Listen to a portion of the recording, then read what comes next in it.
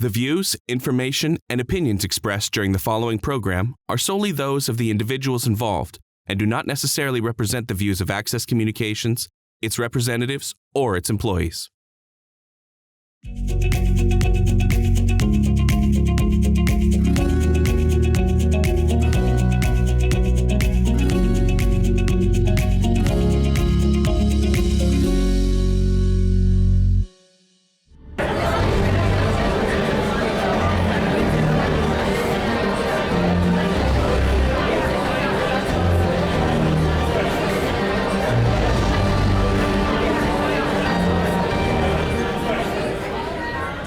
Somebody's tinkling glasses. Do I have to kiss somebody or what?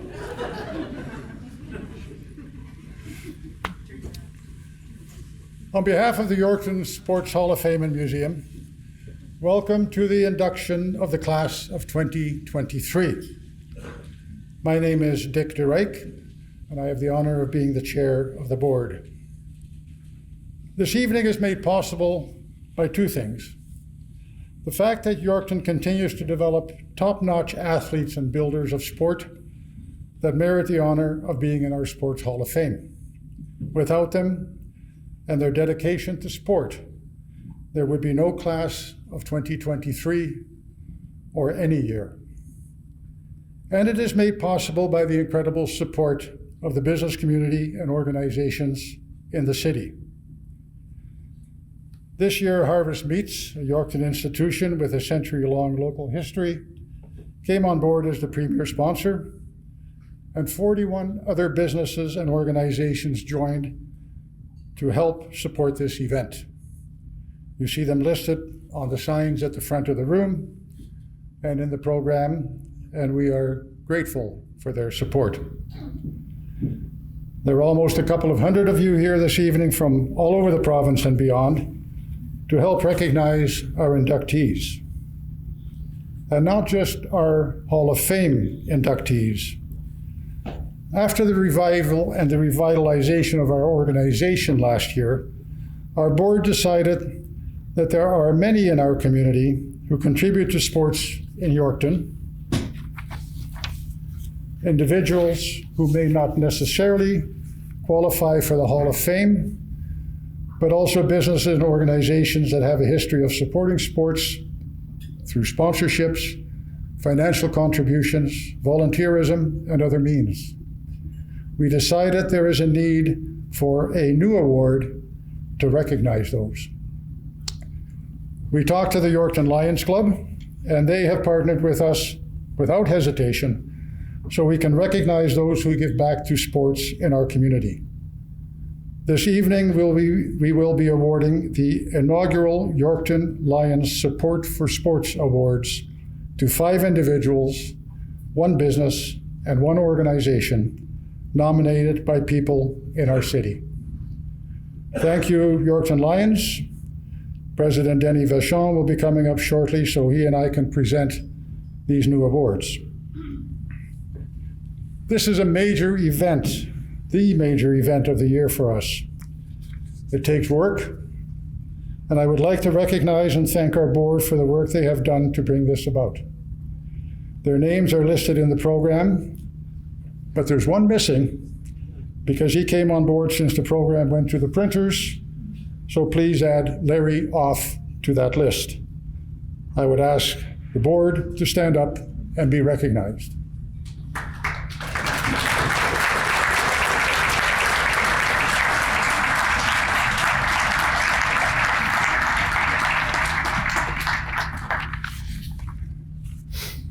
Also here are some of the members of the early board, starting back in 1993.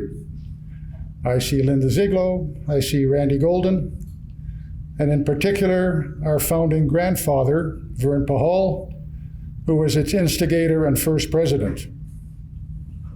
Stand up, please.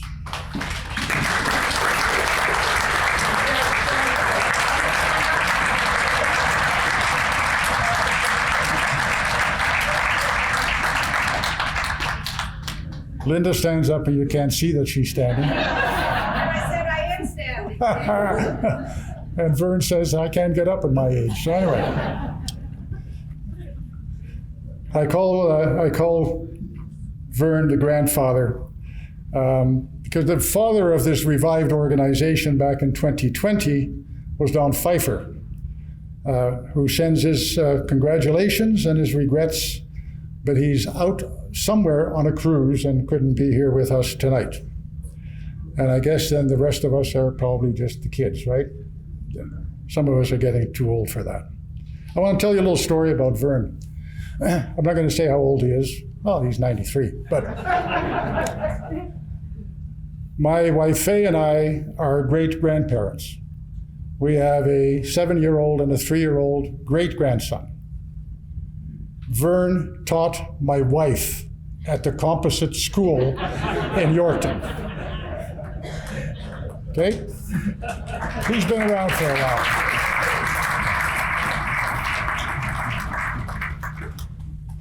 We also want to recognize all the past inductees who are here, who were honored in 17 previous inductions as individual athletes, builders, or team members, and who are on the Wall of Fame outside the door that you came in on. Please stand and be recognized. Previous inductees. Vern, that's you. Linda, that's you. No. Stand up. Vince, stand up. Any others? Previous inductees?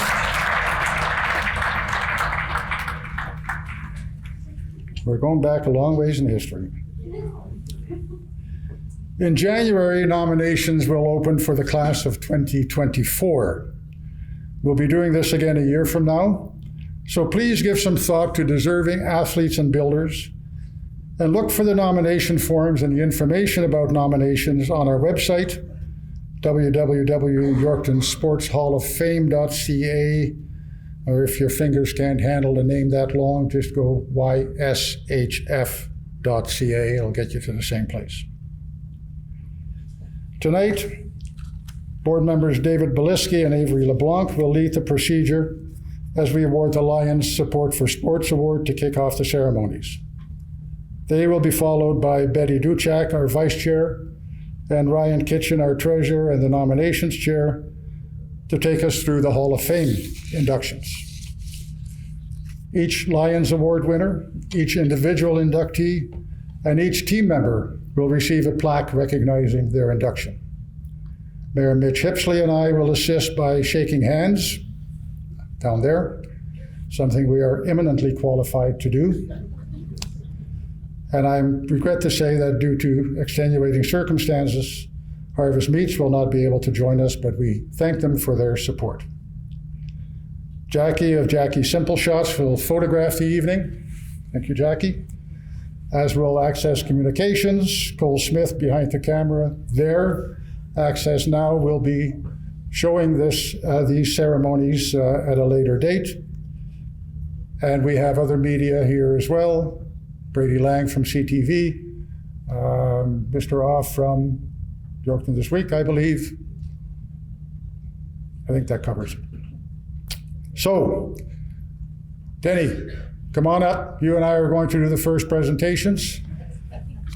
Avery and David, you're up to do the citations, and let's get this show on the road.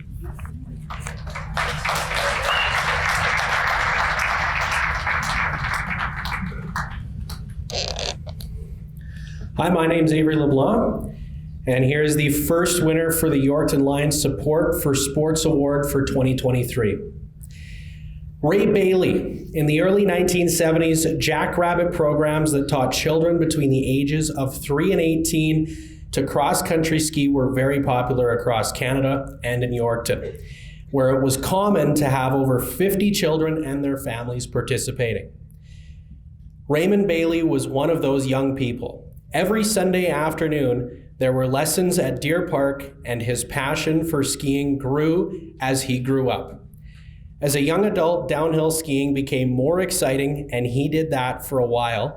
But later in life, he came back to cross-country skiing or Nordic skiing at Deer Park as a way to get active and be outside in the winter. In 2016, Joanne Maloff and the Yorkton Cross Country Ski Club re-established a Jackrabbit program And again, 40 to 50 children and their families enjoy organized coaching and activities each week at Deer Park. Ray saw this as an opportunity to give back to the ski community by volunteering and coaching the activities that others shared with him when he was growing up. Ray has been coaching the Jackrabbit program for the past 6 years and has served as president for the Cross Country Ski Club at Deer Park since 2020. Skiing, coaching, working with the volunteers in the club became a passion for him, and he also caught the racing bug, competing in master class racing for adults both nationally and internationally. He says he's a middle of the class racer, but it is more about challenging himself than it is about winning. Ray and the club are looking forward to sharing the new facilities at Deer Park with the 300 people who ski each winter. He feels the new facility will make it possible to attract special events such as SAS Cup races to our city here in Yorkton. Unfortunately, Ray couldn't make it here tonight. He is away, but we send him our congratulations, and we will do our best to get him that hardware as soon as possible. Congratulations, Ray.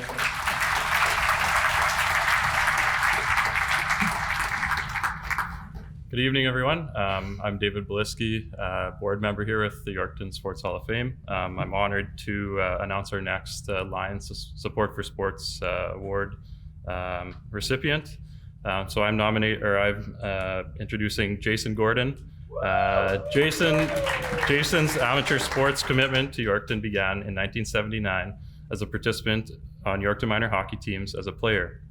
Jason played all of his minor hockey in Yorkton, finishing his amateur hockey career playing for the Yorkton under-18 AA Maulers in 1991. That year, he volunteered as a coach for a local under-7 team, and so beginning his coaching contributions in the community. Jason played soccer and minor baseball in Yorkton, was part of the first ever lacrosse team at the Yorkton Regional High School, and is an avid golfer in the community. He began his teaching career in Yorkton in 1996, and that year also embarked on coaching the under-15 AA Terriers as an assistant under Tim Stoll. This team, which included familiar Yorkton hockey names, including Lance and Lonnie Copan, Trevor Sekundiak, and Jarrett Stoll, among many others, won the 1997 WHL Western Canadian Under-15 Championship and was inducted into the Yorkton Sports Hall of Fame in 2008. He now has been a minor hockey coach in Yorkton every year since 1997, having coached both male and female hockey in Yorkton, and has been recognized as the Yorkton Minor Hockey Coach of the Year and received the Unsung Hero Award in 2013. Hockey Canada has also recognized Jason as their Mentor Coach of the Year in 2005. Jason worked for Reg Kaczynowski at his goaltender school in Yorkton starting in 1990, and operated a one-week hockey school here in Yorkton in the mid-2000s. Jason has been contributing to hockey as a player, coach, parent, volunteer, board member, and fan for over 40 years. He has served as a coach for Hockey Saskatchewan, a coach mentor for the province, and a Hockey Saskatchewan board member. He has scouted for the WHL and SJHL and is a certified Hockey Canada high performance coach and Power Edge Pro instructor. But it doesn't stop at hockey. Jason is a certified baseball umpire and will often call more than 50 games during the summer. As a teacher and in-school administrator in Saltcoats, Theodore, Springside, Dr. Brass, and Columbia schools in Yorkton, he has actively coached school programs as well. He has been an integral part of cross-country events and has coached cross-country, floor hockey, volleyball, basketball, badminton, golf, archery, track and field, and football. Jason was part of a group that organized the first ever junior football program at Dr. Brass School, started the first ever junior golf team at Springside and Dr. Brass, and spearheaded the National Archery in Schools program at Dr. Brass School. Over his teaching career, he has been an outstanding advocate for extracurricular opportunities for students. Jason, please come on up and receive your award.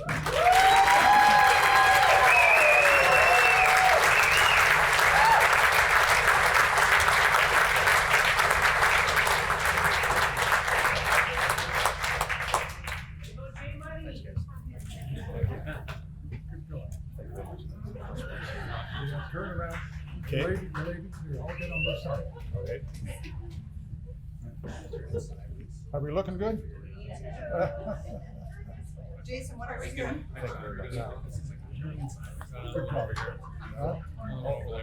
Oh, more over here. Sorry.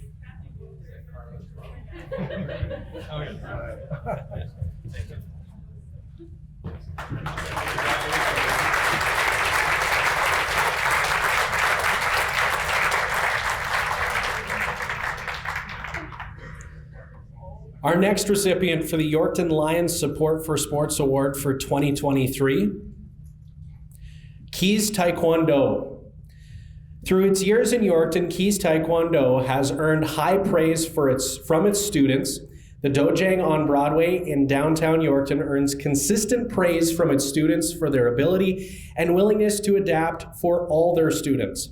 They turn their athletes into well-rounded people who are respectful, and they are extremely accommodating to families in particular, offering several different options of classes a week per athlete so everyone can participate. And that includes a family class attended by 5-year-olds to adults with training adapted so everyone can learn together. Matthew and Autumn Budnarek, making sure I pronounce that properly, earn praise for their coaching ability and are well respected in the Taekwondo community. Athletes from Regina will drive in on weekends just to be coached by them. Keys also develops older athletes into incredible instructors. Wayne Mitchell, who opened his first Taekwondo dojang at Fairview School in 1992, was inducted into the Yorkton Sports Hall of Fame in 2009. And his spouse, Suzanne, a Taekwondo referee who has traveled around the world to officiate and who trains new referees, was inducted last year. Accepting the award on behalf of Keys are Matthew and Autumn Budnarek.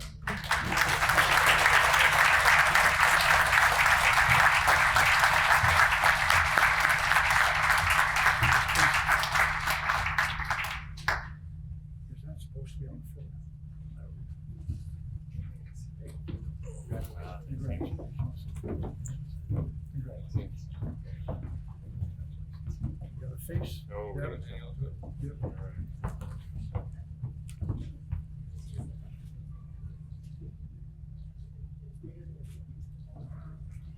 Good. Thank you. Oh. Wayne's got to take his picture. Got it, Wayne?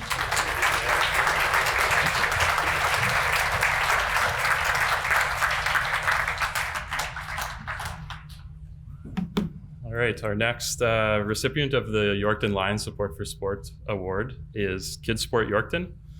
Kids Sport Yorkton is a local chapter of the National Kids Sport Program. Costs keep 1 in every 3 Canadian kids out of organized sport. Kids Sport provides grants to help cover these costs to ensure that kids between the ages of 5 and 18 are never left watching from the sidelines. The local chapter is chaired by Doug Jonason with support from his board, Treasurer Glenn Kozak, and directors Kimberly Hamilton, Catherine McDowell, and Elise Wilson. The group organizes 2 main fundraisers during the year. On Kids Sport Jersey Day, schools, businesses, and the general public are encouraged to wear their favorite jersey for a day and make a donation to Kids Sport for the privilege to wear their jersey, as many kids do not have the opportunity to wear a jersey. The Yorkton chapter also runs a campaign called Give the Gift of Kids Sport, which asks businesses, organizations, and everyone who wants to support kids sport to make a donation. This went over very well in Yorkton last year as businesses jumped on board very early to donate. As a result, in 2022, Kids Sport Yorkton raised a total of $31,110, which helped over 100 kids in Yorkton get off the sidelines and get into the game, meeting their goal of getting kids playing sports they love. Accepting the award on behalf of Kids Sport Yorkton is Catherine McDowell. Please come on up and receive the award.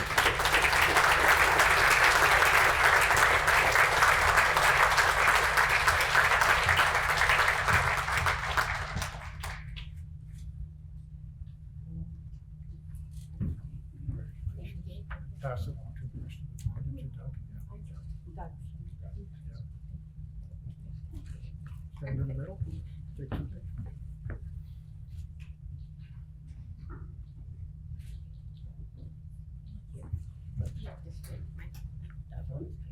Oh, this way?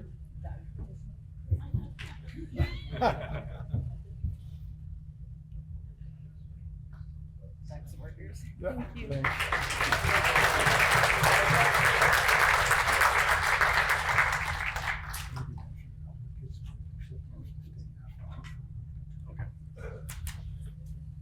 And any people from Kids Sport, please stay afterwards for a photo. All of them, All of them, yes. All Kids Sport, please. Thank you.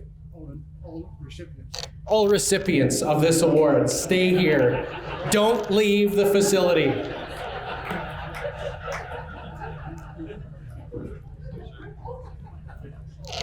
The next recipient of the Yorkton Lions Support for Sports Award for 2023 is Don Kunkel. Don Kunkel, a former general manager of this facility and a most familiar face at Deer Park Golf Course, both as a player and as the operator of the restaurant, there prior to the new clubhouse that is there now. Passed away in February of 2022 at the age of 73.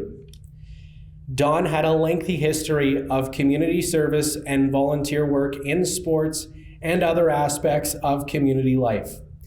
He was a board member of Golf Saskatchewan and served a term as president shortly before passing away. He coached minor hockey in Saskatoon for many years, both while his son played at that level and after he himself played hockey throughout his childhood, teen years, and at the University of Saskatchewan, where he gained a reputation as a short, stout, and very effective defenseman. He served on the board of the Saskatoon Minor Hockey Association and the Saskatchewan Hockey Association.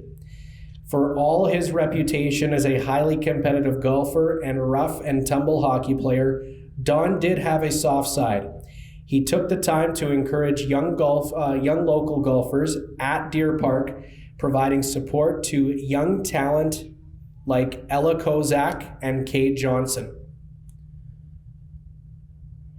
He was also an artist who loved everything to do with wildlife art and wildlife conservation. Having traded in his hunting gear for a camera to hunt for wildlife, he would capture so he could paint it. Totally off the topic of sports, we need to also mention that Don is remembered as the least handyman in history. He loved to jump in and do repairs around the house, and he was so good at it that the family would hide broken items from him until someone could fix it before he got the chance to do it.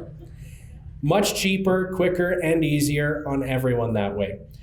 Don's award is being presented to his wife, Wendy, and daughter, Wendy Dawn. Please come up, Wendy and Wendy Dawn.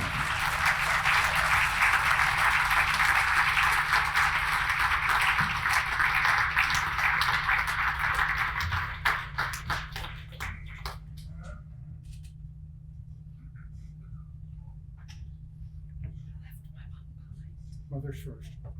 Yeah.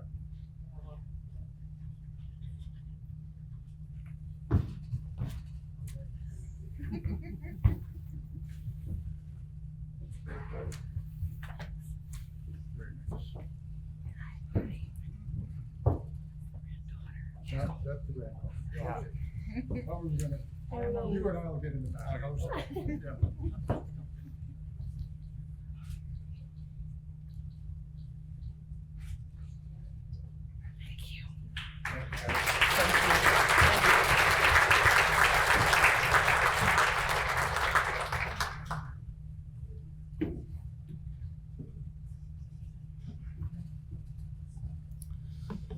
Our next recipient is Alan Kyle.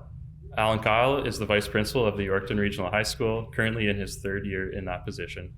Al's connection to the school actually dates back to his days as a YRHS student, a testament to his enduring commitment to the land of Orange. Upon returning to Yorkton Regional High School a decade ago, Al quickly volunteered his time as a football and basketball coach. Al's leadership and determination has played a pivotal role in transforming the Yorkton Regional High School Junior Raider football program from one of the weakest teams in the Regina Minor Football League to a perennial powerhouse. Upon taking the reins as the head coach of the team in 2014, Al assembled a coaching staff made up of fellow educators and other community members who share his passion for providing an opportunity to play football and grow athletically and personally in the process. This shared vision has resulted in little coaching turnover in the last decade and is a key reason for the team's continued success.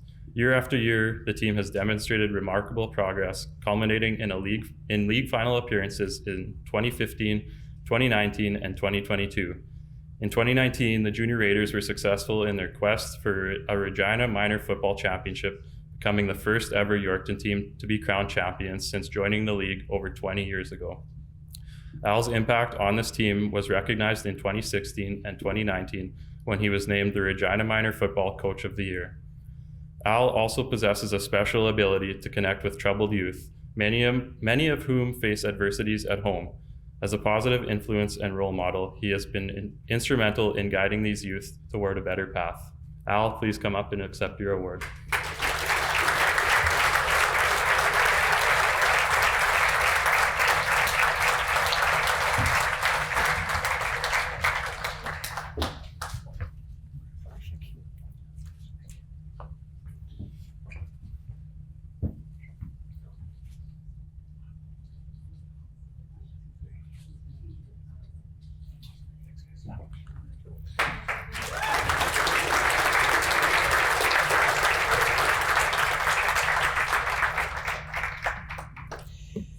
And this is our final recipient of the Yorkton Lions Support for Sports Award in 2023. Jason Payne. Jason Payne boasts a 20-year tenure as an educator at the Yorkton Regional High School. Throughout those years, his unwavering dedication to fostering a positive and enriching learning environment has left a lasting impact on his students both in the classroom and as a coach and mentor. Jason has coached the varsity boys basketball team for all of his 20 years at Yorkton Regional, leading the team to successful seasons a number of times, including 1 gold medal in 2006 and 2 bronze medals in 2012 and 2013 in the Sask High School Athletic Association basketball provincials. The team appeared in the provincials 7 years between 2003 and 2018. Jason has also volunteered his time to coach under 15 and under 17 provincial basketball, youth and high school football, and youth hockey, soccer, and lacrosse. In 2016, Jason helped found the Yorkton Blue Jays club basketball program, providing Yorkton and area youth with an accessible opportunity to learn fundamentals, improve decision-making, and experience competitive basketball in a positive and fun environment. Under his guidance, the program has flourished, growing from 3 teams and 30 athletes in 2016 to 7 teams and 90 athletes in 2023. In 2018, he embarked on a transformational journey to help his athletes dedicate more time to mental performance, to fostering a positive team culture, and nurturing leadership qualities among his players. This strategic shift not only improved team performance, but also the overall well-being of his athletes. He pursued and received his Master's of Science in Sport and Performance Psychology from the University of Western States in 2021, and soon after founded Evolution Mental Performance Coaching, a venture aimed at utilizing his knowledge and experience in connecting with young people on the court and in the classroom, and to support and educate coaches and athletes wanting to take their coaching and performance to the next level. Keen on sharing his insights and expertise further, Jason launched the Growth Mindset in 2020. It is an acclaimed coaching newsletter which Jason authors, focusing on offering tips on incorporating sports psychology in coaching strategies to build team culture and suggestions of additional coaching resources. Jason Payne's commitment to education, sportsmanship, and advancement of youth athletes continues to shape the lives of countless individuals and teams, inspiring growth, excellence, and resilience both on and off the court. Jason, come up and be recognized for your Yorkton Lions Support for Sports Award.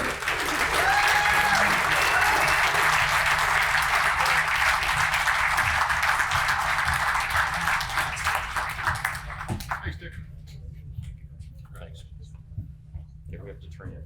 Yeah, I know. That's more pictures taken over on that side.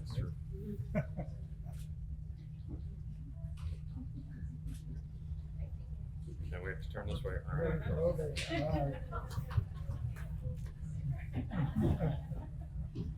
I hope she got a telephoto number, right?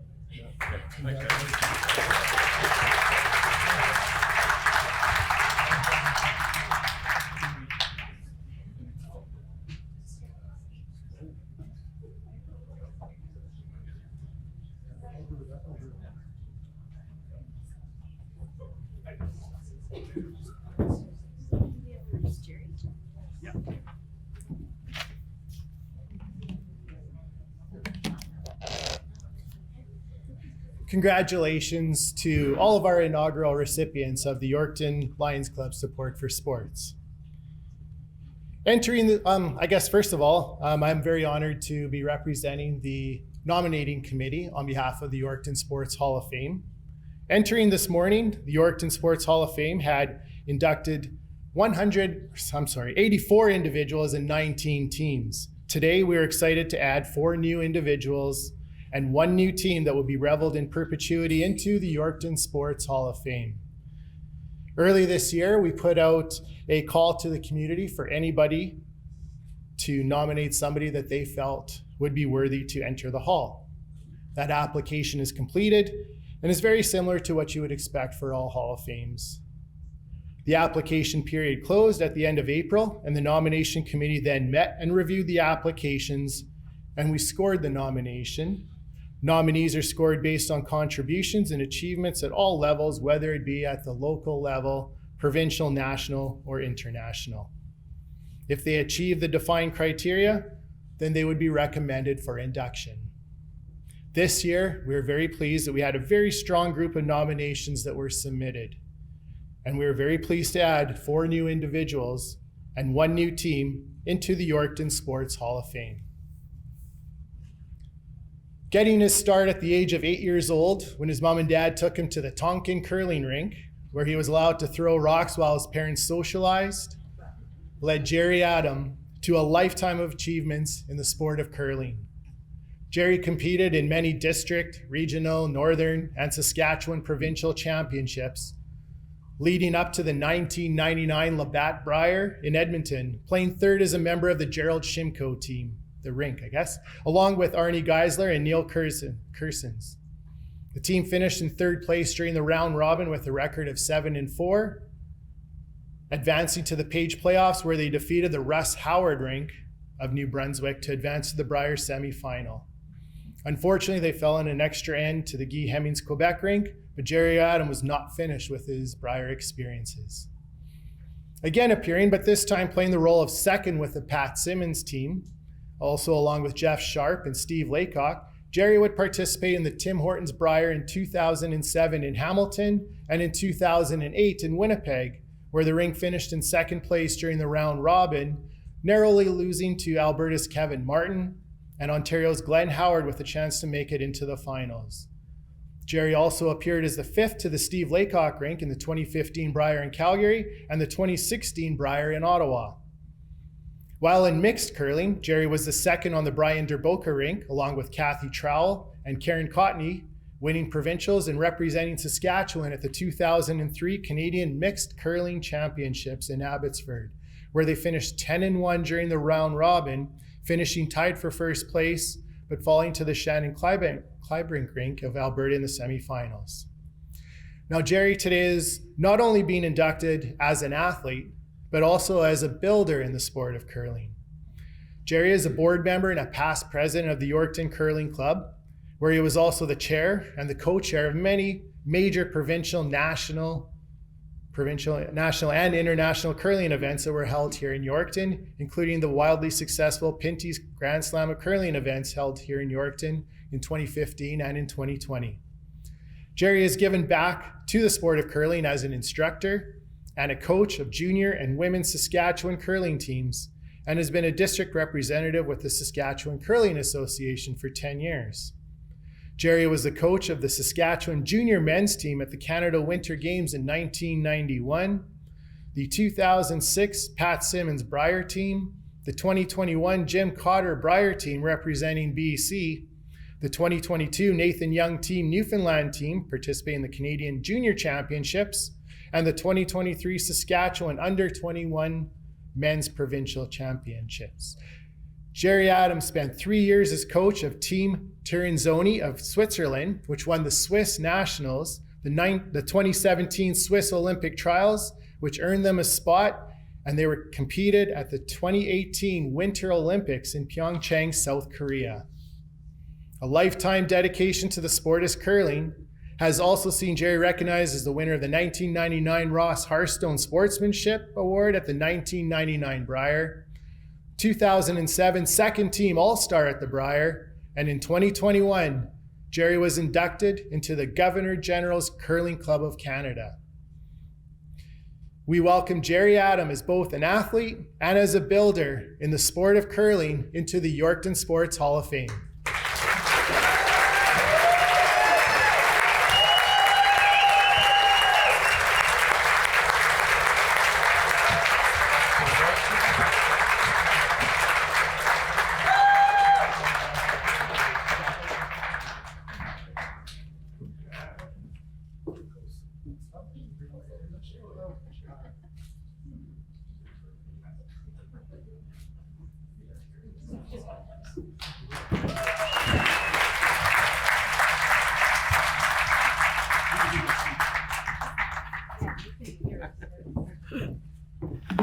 Oh, thank you very much, Mr. Mayor, Mr. Chairman, the board of the Yorkton Sports Hall of Fame. This is quite an honor for myself. I don't know if I'll make this through. I'll probably cry. Kathy. It's a great honor. Thank you to the Yorkton Sports Hall of Fame. I'm a big trivia buff and I love the old stuff. So to get this back into the realm of having this back in Yorkton again, it's fantastic kind of thing. We need this in Yorkton. I know they've been bugging me to get on the board too, kind of thing. So one of these years I'll have to come on. Firstly, I'd like to thank the Yorkton Curling Club, President Bev and Manager Neil for nominating me for this award. I appreciate that. And the curling club has been lots of fun. We've had some good times up in the old curling rink lounge there, Mr. Benrod, and could tell a few stories. I was telling Rick and Cindy this morning about a few stories, but I don't know if we can tell those ones. They're for after hours kind of thing, but really enjoyed stuff like that. I've been very lucky. Little guy from Tonkin kind of thing, like Ryan said. By the way, thank you, Ryan, for that introduction. That was fantastic. Kind of grew up, mom and dad took me to the rink, like Ryan said, and you just kind of, that was what we did. There was two things back in Saskatchewan. You could play hockey or you could curl kind of thing. So I was the curling guy at the Tonkin Curling Club, and I was a little guy, and there was three brothers, the Pierce brothers, and they got me right from the beginning, and they said, get out there. You're not supposed to be out there till you're 12 years old, but they must have knew something was going on. So I started throwing rocks when I was a little gaffer, as they say, and kind of got into it and never had much success as a junior curler. And kind of once we got to that stage where I kind of went to, I was 30 years old, it says, I only wanted to make it to the Brier just once. And I thought, geez, I'm not going to make it. And all of a sudden, Gerald and Arnie and Neil and myself, we made it to their Brier. And it was one of the most fantastic things I've ever done. You wouldn't think you'd get nervous. I played in front of 10, 12,000 people at the Brier, and here I'm more nervous than I am when I was at the Brier playing in front of that. So that was pretty cool. And then I really got into the coaching facts, and I really enjoyed that, and teaching kids how to curl, and then got into the ladies coaching them. Like, hey, it's easier to coach ladies than it is men. That's why I've always done it. Everybody's asked me, saying, why do you always just coach ladies teams? And I guess Steve would be the only one that I would say that I could coach. He listens to me a little bit. So, we've worked hard at the club trying to keep the club going. It's hard these days to get people to come out, and our kids always take off to university and stuff like that. So we've enjoyed it. So my mom and dad were a big part of my life, of course. They were hard workers and they volunteered. Same with my in-laws, Al and Helen Westberg, same thing, hard workers, volunteers. If they were here, they'd be very proud of me, kind of thing. So it's great to have them. My in-law crew of Bevan Randy, Dean and Shelley. Dean and Shelley, thanks for all the days off of work. I know there's a few times we're going, oh, he's gone again this weekend, kind of thing, but really appreciate it. My brother Ron and sister-in-law Lynn are here. My brother Ed and his wife June, Judy and Ken, always big supporters. We've always been around for me and looked at and said, hey, geez, you're not a bad player. You should go do this more often, kind of thing. So, and finally, my family, Justin and Hannah. I was away a lot of times when I could have been there for sporting events or school events, kind of thing, but they said keep going. And finally, my wife, Leslie, I knew it. Damn it, I was going to make it. Everybody says you need a good woman behind a man, and she is. She kicked me in the butt many times and said, go do it. And same thing, I was away many times, and she said, keep doing it. So thank you very much. Really appreciate it.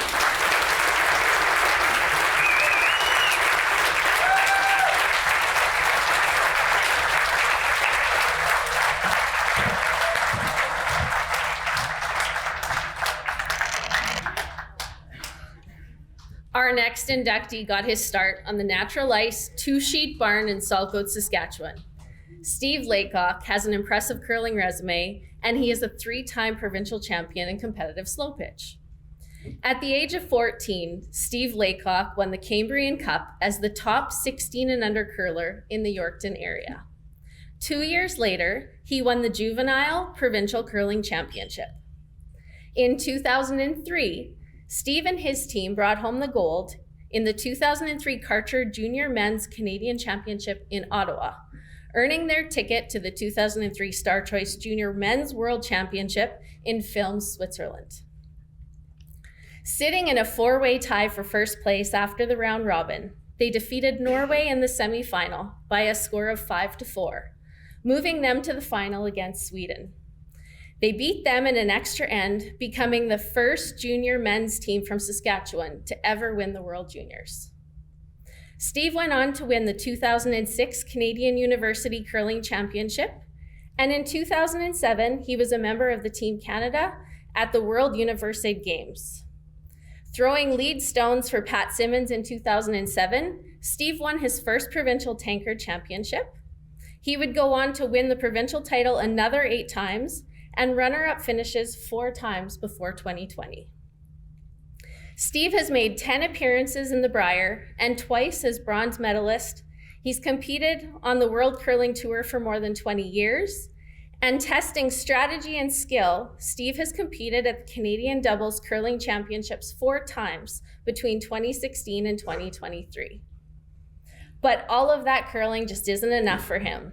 Steve and his team have conducted over 30 camps and learn to curl events for junior curlers, giving back to the sport of curling and promoting future participation. I was lucky enough to help out at one of those camps here in Yorkton. They are awesome. Steve was inducted into the Saskatchewan Sports Hall of Fame in 2007 and the Saskatoon Sports Hall of Fame in 2013. And we are happy to inducting him into the Yorkton Sports Hall of Fame today. So Steve, if you want to come up, please join us in congratulating Steve Laycock.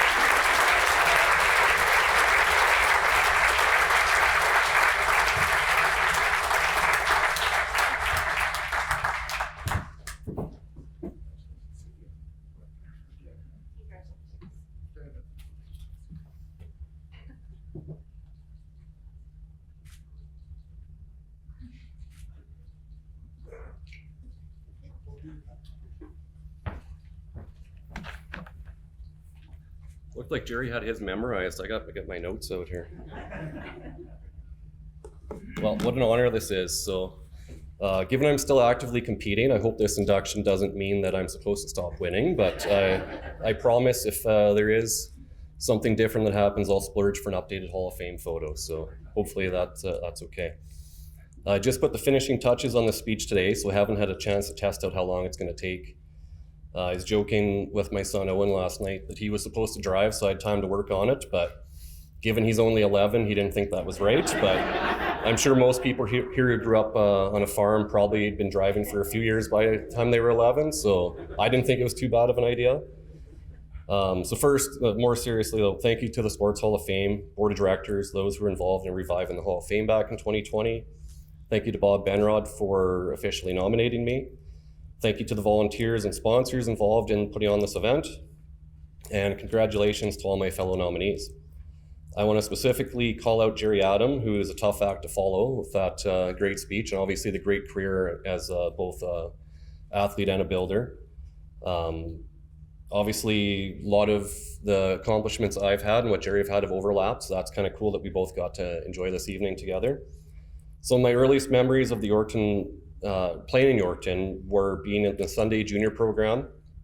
That's not what I remember most about it. I remember most about those days is Sunday afternoons, Howie Fehrenbach and Gerry Adam watching the NFL football games and swearing at the TV after they lost money on their Proline gambling tickets. So that was probably more entertaining than the curling was for me at that point. Gerry was also a mentor to me in my early part of my men's career, and I played my first Brier in 2007, as was mentioned. And during the pre-event back in the day, it used to be pre-assigned hammers for 10 games, and then you would have in the shootout, you would throw 4 draws, each one person on the team, to determine who got hammer in the first game. And I think Gerry realized how nervous I was, so when we were doing that, I didn't want to be the one that screwed up and caused us not to get hammer. Gerry came out, he had forgotten to take his gripper off when he was throwing. It was on his trail foot. He was smart enough to have a slider foot not covered still, but so he came almost to a dead stop sliding out and missed by a lot. So all of a sudden I had no pressure on me. So I know he only did that to make me feel better and less nervous in my first Brier, so I appreciate him doing that. And yeah, obviously he joined us for a couple of times as a 5th player and coach, so really appreciated that. As mentioned, I've been lucky enough to be inducted into the Saskatchewan Sports Hall of Fame in 2007 and the Saskatoon Sports Hall of Fame in 2013. Those inductions were a little different though. They were for a very specific team I was on and for a very specific win, which was winning the 2003 World Junior Championship. So this is different. I mean, it's a little bit different just because it's Yorkton, and this is where everyone always associates me being from. And I've growing up in Saltcoats and Yorkton, I kind of I claim both because I grew up in between both of them, but very proud to say I'm from here. So, and the other thing that's different here is that being nominated as an individual athlete, but no individual athlete can accomplish things on their own, and certainly not when you play a team sport. So I have many people to thank today. So first, all of my past and present teammates. I've been blessed to play with some of the most accomplished curlers in the history of the game. I would go way over my time limit if I tried to mention them all, but certainly that's the biggest reason I've been successful is I've had great people to play with. All the coaches and support team I've had along the way. So along with great teammates, I've also had great coaches, fitness trainers, mental skills trainers over the year, and people that really helped me get along in my curling career. I have to mention sponsors. It's a big part of putting these events on. It's a big part of having a curling career where you can actually travel. So wouldn't have been possible without that support. I want to call out a few Yorkton area sponsors for sure. Yorkton Hyundai, saw Ron here tonight earlier, so he was a supporter for me over the years. Right now, Thorsness Appliance and High Angle Roofing, and Grain Millers has been, I saw they're on here too as a gold sponsor, so they've been a sponsor of mine for pretty much a decade now too, and just it wouldn't be possible to travel to all the national and international events without that support, so I wanted to make sure to make mention of some of that. All my immediate and extended family, a lot of them are here today. It's a great crew. We love that, and regardless of whether I was winning or the opposite of winning was happening for a while, some of those years, so they were always out there supporting, so, and it didn't seem to matter. My parents, for all the support over the years and for being the ones that originally got me into curling. They needed Wednesday family league players after some of my older siblings moved away, so I was the default to come in and replace that. So work and school were often taking a back seat to curling when I was younger, and they would have been very easy for them to say that was a really bad idea, but I'm glad they didn't and let me pursue that. So big thanks, Mom and Dad.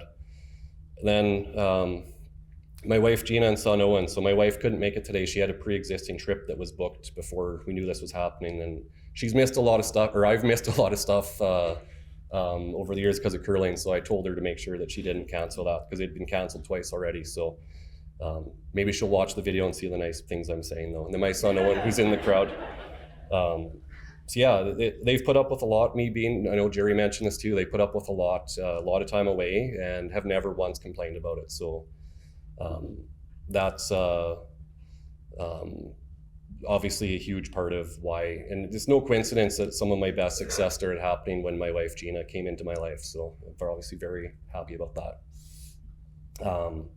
Yeah, Owen, I've been really enjoying seeing him start curling too. So he's heading down the path. He's already on track to be as good or better, and he's already better than his mom and dad at golf, although that didn't take much. I'm not as good as Kathy Ziglo at golf. So I just want to finish with a couple of my fondest curling memories. There's two things that stand out for me. The first, and this was mentioned obviously in the opening, was winning the World Junior Championship. Anytime you start a curling season, if you don't win the World Championship, you failed at some point along the way. And obviously it's not a failure if you have great success, but when you win a World Championship, it's the one time you can say, we won that game, there was nothing else to win that year. So that's obviously right up there. The other one that really stands out for me, though, is the 2014 Canadian Open Grand Slam hosted here in Yorkton. And we got on a nice roll there and made it all the way to the final until some guy named Brad Gushu came and ruined it in the last end. But what I remember was before the semifinal game, so it was like a 7 p.m. game, walking across from the hotel and just going through the lobby of the arena, and I got a standing ovation just going from the door to like the change room area. So if any of the people that are in this room were in that area that night, thank you. It meant the world to me, and this induction means the world to me too. So thank you, everyone. Enjoy the rest of the night.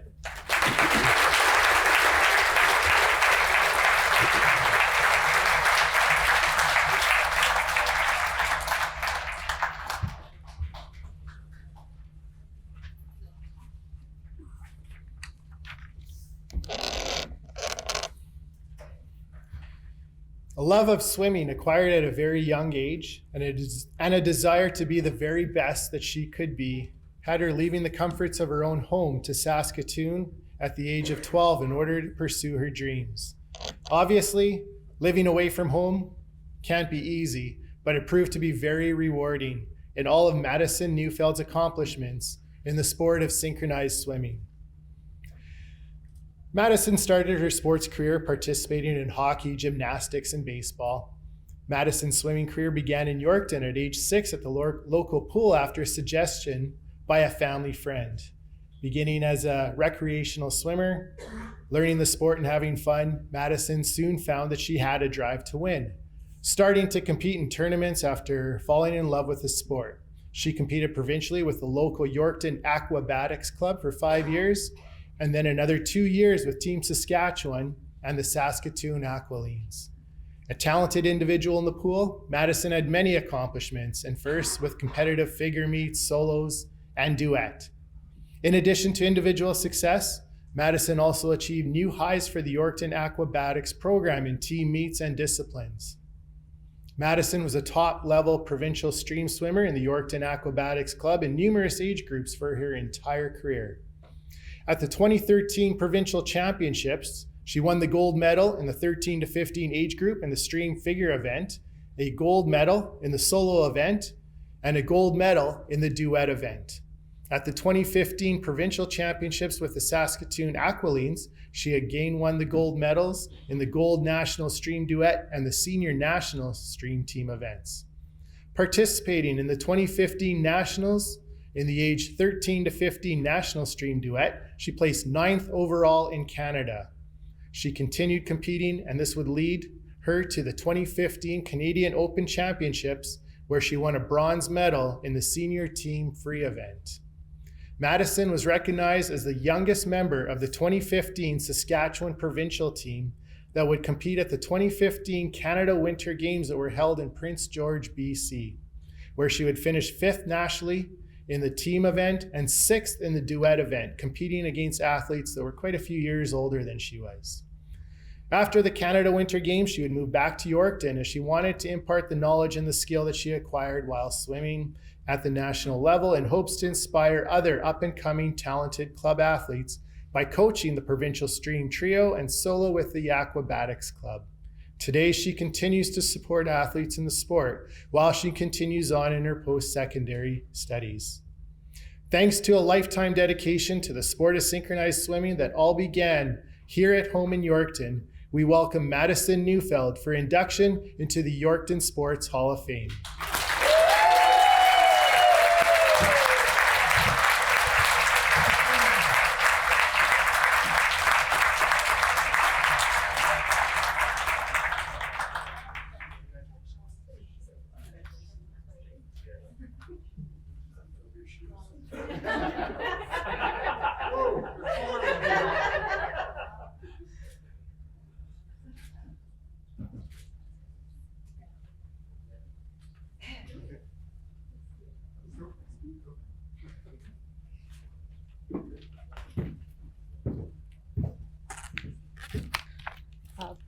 Thank you so much for having me here tonight. I am so honored to be recognized as a part of the Yorkton Sports Hall of Fame here today. I started synchronized swimming about 10 years ago. It's now called artistic swimming, but we're the ones with the fancy bathing suits making crazy facial expressions with Knox gelatin in our hair. I was first introduced to the sport at the Yorkton Citywide Registration Night in 2006, where Barb Morin sat with a laptop playing back old routines. After hating almost every sport or activity I tried up to that point, I was immediately interested in trying something new. Soon thereafter, I joined what was then called the Yorkton Synchro Club, and it did not take long before my interest and intrigue was evident. So thank you, Barb, for introducing me to my sport. I also want to thank Brittany Morin, one of my first coaches. She recognized my potential and my passion early on and challenged me with one of my first ever solo routines. I was still a rec swimmer at the time, but she knew that the year-end water show would be suffice for my little 8-year-old self. And though I have very little memory of it, I know I killed it, and that is what drove me to continue on. Throughout my year swimming in Yorkton, we had a really strong team going, and our successes together and individually began to grow.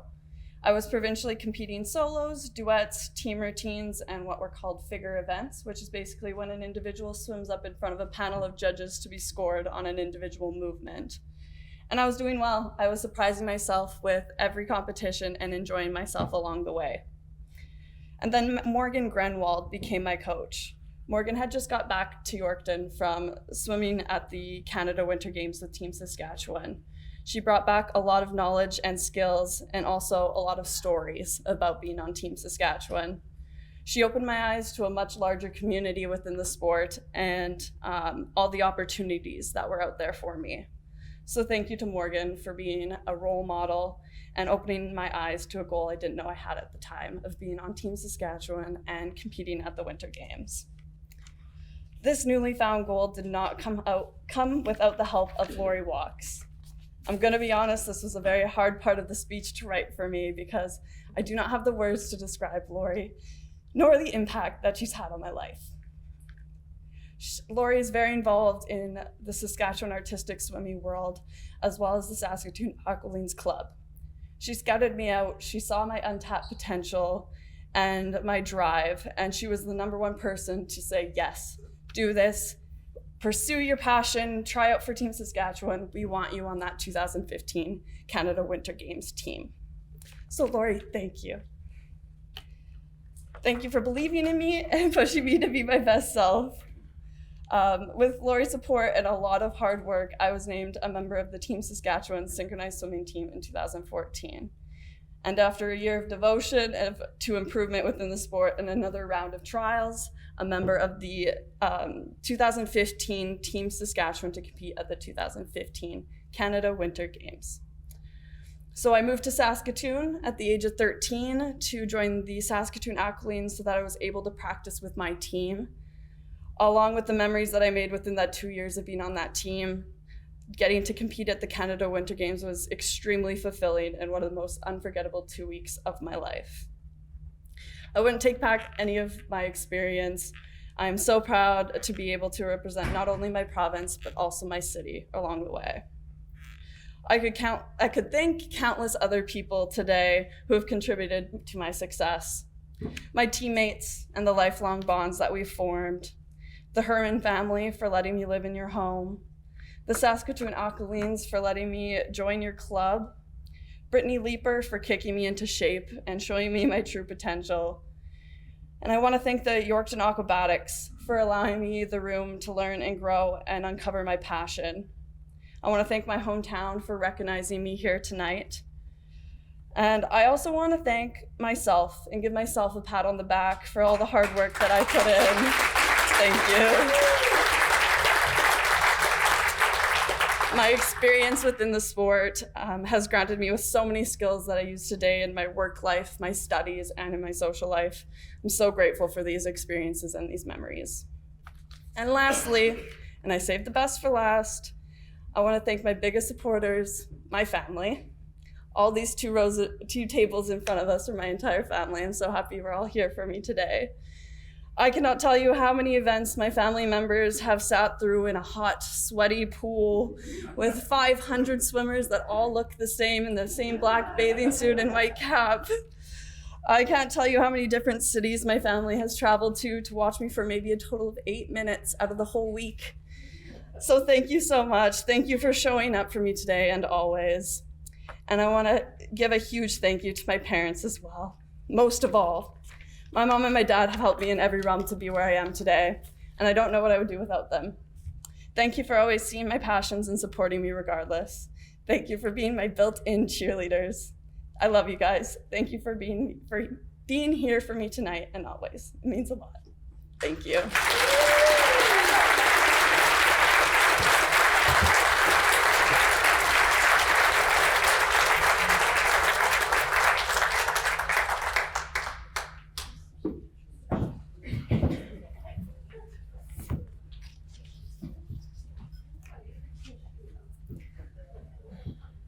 Our next inductee is being inducted as an athlete.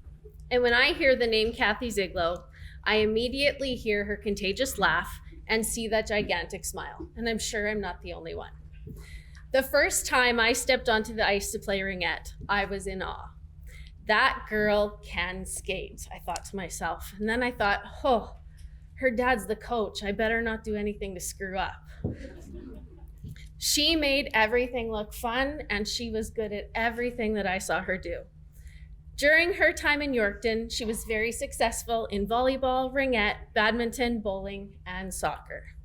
And then there was golf. As a junior golfer, Kathy won the Yorkdale Championship 3 times, the YRHS Women's Championship 3 times, the Deer Park Junior Women's Championship 6 times, and had over 70 tournament wins between 1973 and 1999 across Saskatchewan. Kathy is the only athlete in golf to win the Provincial High School Championship all 4 years, winning in 1988, 89, 90, and 91, and then competed nationally as part of the provincial team in 89, 90, and 91. In 1989, Kathy participated in the World Junior Golf Championship in Torrey Pines. And in 1993, Score magazine named Kathy as one of the top 50 collegiate golfers. And her winning streak continued as an 8-time provincial mixed champion, a 3-time winner of the Regina Ladies Open, 4-time winner of the Waskesiu Ladies Lobstick, and 6-time Saskatoon Ladies Open champion. Kathy earned the Provincial Amateur Championship in 1995 and again in 2019, and is an 8-time winner of the Ladies National Northern Amateur. Kathy was also awarded the Golf Saskatchewan Order of Merit Champion in 2005, 2009, 2011, 2012, 2016, 2019, 2020, and 2022, based on points accumulated in tournament play.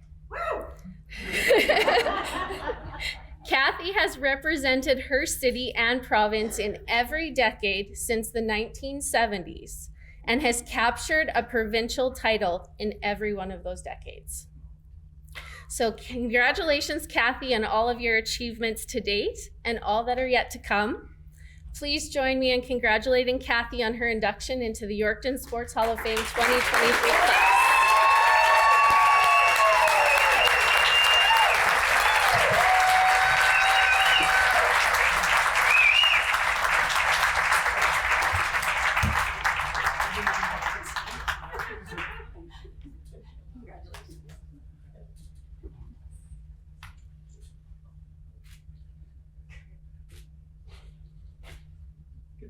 Over here.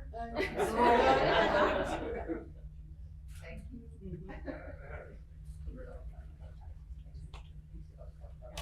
All right. You guys didn't even know I could skate. Are there any pharmacists in here? Are there any pharmacists? No, I doubled my venlafaxine today, so I just don't know what that's gonna do, but we'll, I guess we'll just see.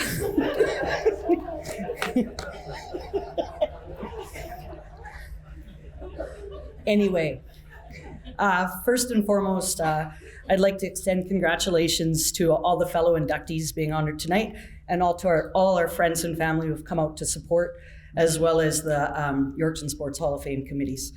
As I stand here today, I can't help but reflect on the incredible journey that has brought me to this moment. I've always had a simple yet determined mindset of I will do it my own self. And it was through the sport of golf that I found the perfect platform to embrace this mindset. Golf came pretty naturally to me, or maybe I just started early enough that I can't remember how difficult it was. But I did have solid role models, with my Aunt Marg and my Aunt Pat both being members here of the Yorkton Sports Hall of Fame, Saskatchewan Sports Hall of Fame, and the Manitoba Sports Hall of Fame, and my uncles as well. My mom has always said that she taught me everything she knew, and that's why she wasn't a very good golfer by the time I came up. And quite honestly, my dad, I would watch him, and I concluded very early in my life, if I did everything the total opposite of him, I might see some success. Sorry, Pop. Growing up, our holidays with our folks was all about my brother Mike and I would team up against Mom and Dad, and we'd have Mother's Day matches and Father's Day matches, and everything revolved around golf for us. Our clubs were always in the vehicle. We'd go on a trip. We'd stop when we saw a nice golf course, and we'd play. When I was 8 or 9, I would spend countless hours at Deer Park Golf Course. I loved being at the golf course. I'd get there in the morning, I'd come home at night. And for the most part, it was because I loved golf, but the even bigger part was I loved Oscar. And Oscar was the golf course dog. And I wasn't allowed to have a dog. So I would go to the golf course and I would challenge kids on the golf course to putting and chipping matches so I could win some money so I could buy Oscar hot dogs and ice cream. And if it wasn't going very well, I'd just press them and put it on my tab, because my mom and dad paid for my tab anyway, so it didn't really matter. But I was busted one time when they came around and I was sitting under the tree with Oscar and double dipping hot dogs and ice cream. So that kind of took a little bit of hit in my tab that year. Looking back, though, I realized it was still probably cheaper than getting a dog. We didn't have a driving range or a pro at Deer Park, so pretty much everything I did was self-taught, or people around me, my aunts and uncles would provide feedback or what have you. But I didn't have a pro beside me teaching me perhaps proper mechanics or making me understand why we do the things we do or how a golf swing works. And I didn't know it at the time, but that would end up being my biggest roadblock as I got further down in my career. We traveled from golf course to golf course. I went to my first nationals when I was 13 years old in North Battleford, and my first road trip to Quebec when I was 14. Now, in those days, parents didn't come with you. They sent you with your traveler's checks, and you hopped on your plane and away you went. And you grew up pretty quick. And you certainly also learned that if you spent all your money on Daniel Hector sweatshirts and cotton ginny, you wouldn't have money left for food. But it was those tough life lessons that you grow up, I guess. When I was 17, it was earlier stated, I qualified for the World Juniors in San Diego, playing at Torrey Pines, which was pretty exciting. What was also more exciting was in that tournament was a gentleman by the name of Tiger Woods. And we never played together, but because it was women and men, but we were in the same tournament. And I just wish that I would have taken my disposable camera and got a picture of him back then, but too late. But when I went with a 17-year-old. I was 17 at the time. My friend Dana Kidd from Saskatoon was 16. We had a chaperone with us, and we landed in San Diego, and we got our rental car, and we started driving away. And about after a minute, she pulled over on the side of the road. She goes, I can't do this. We said, well, you can't do what? Well, I can't drive here. Well, I said, well, I can. Because I'm more stupid than I am anything else, but I'm 17 and I'm from Yorkton, so I can do this. So she sat in the back with this bag as she was hyperventilating in the back. And we tootled, the two of us hopped in the back seat, and we drove ourselves around San Diego, and we got ourselves to the golf course because she never left the hotel room for the remaining 7 days. And I remember the first day I was golfing, I shot 99. I was like, oh my God, like Wayne Gretzky. I just shot Wayne Gretzky. Like, that's not a good score. It was horrible. So my friend Dana was 100, and she looked at me. She goes, what now? I go, SeaWorld? She goes, yeah. So we gathered our stuff, and the two of us went to SeaWorld, and it was absolutely fantastic. And I didn't actually tell Mom and Dad that story until about 5 years ago, until I knew the chaperone had died, because I feared that they would have killed her themselves had they found out earlier. In 1990, so grade 11 here, I started applying for scholarships down in the States. And in those days, you sent letters, you sent videotapes of your golf swing, and you hoped to get some responses. So I had sent out 60 letters, and I ended up with 45 scholarship offers down to the States. And we narrowed it down to, as a general rule, the crappier golfers were kind of up north, and you wanted to get down south where you could golf 12 months of the year. So we kind of narrowed it down to a couple schools in Alabama and a school in North Carolina. And we narrowed North Carolina, we kicked out pretty quick because we could not understand when the coach left a message on our answering machine. I couldn't understand a word she was saying. So I said, Mom, Dad, I can't go there. Like, I can't even understand her. So anyway, we ended up in Mobile, Alabama. And I don't know, in today's technology with FaceTime and that, I think it would have been worse because I would have seen my friends back home all together in Regina or Saskatoon partying and doing whatever. And of course, down there, you had to be 21 before you could drink. So not that drinking is, the all be all end all, but it's pretty good when you go to school, and I couldn't. And I'm like, oh my God, like I'm going to be in year 3 before I can legally go to a bar. So that Christmas, before Christmas, I wrote Mom and Dad a letter just saying, maybe, this, even though I got a scholarship, this is still going to cost you money. And, maybe I should probably just come home, And actually, to date, I've never got a response to that letter. So I stuck it out. But that Christmas, I did find fake ID. And that changed everything. So then I never thought of again of coming home. When we were down in college, there was 14 of us on the golf team, but only 5 would go to tournaments. So Monday to Friday or Monday to Thursday, we would go to school 8 till 12. We'd have lunch, and 1 o'clock till 6 o'clock, you're on the golf course. And you'd come home and you'd eat, and you'd go to mandatory study hall from 7 till 10 p.m. So that was how our days were. But on Mondays and Tuesdays, you would qualify against your teammates to see who would go on the trip that weekend. We would leave Thursday. You'd leave Thursday after class, and you'd come home Sunday. And when I got down there, this is when I realized the girls would be on the driving range, and they'd be hitting golf balls and they'd be practicing. And I was like, and it sounds silly to say, but I honestly didn't know how to practice because we didn't have a driving range here. So they would be working on drills and they'd be doing different things. And I would hit balls for 15 or 20 minutes and I'd get bored. And I just really I was just like a horse at the gate, right? I just wanted to go golf. And I know it frustrated some of my teammates because often it looked like I was lackadaisical or I didn't care, but often it was more so a lack of understanding of what was going on. The coach would explain things, and because I wasn't technical and I was a field golfer, I didn't necessarily know what she was telling me or how to do the things that she was doing. So I probably wasn't getting, even though my results were good, I wasn't getting as good as I thought I should. My first tournament I qualified for was at Seascape Resort in Destin, Florida. As a freshman, I qualified 11 out of 14 times to go to tournaments on the weekends, and as a sophomore, I did 13 out of 14 times. So I was going in the right direction. But after year 2, I changed schools. And I stayed still in Alabama, but I had a coach that talked to me in regards to feel and not mechanics. And I started to understand that if my ball did this, I had to do that. I started to win. I started to win a lot, and I was ranked top 50 golfers in the United States and ranked by Golf World Magazine as a golfer to keep an eye on.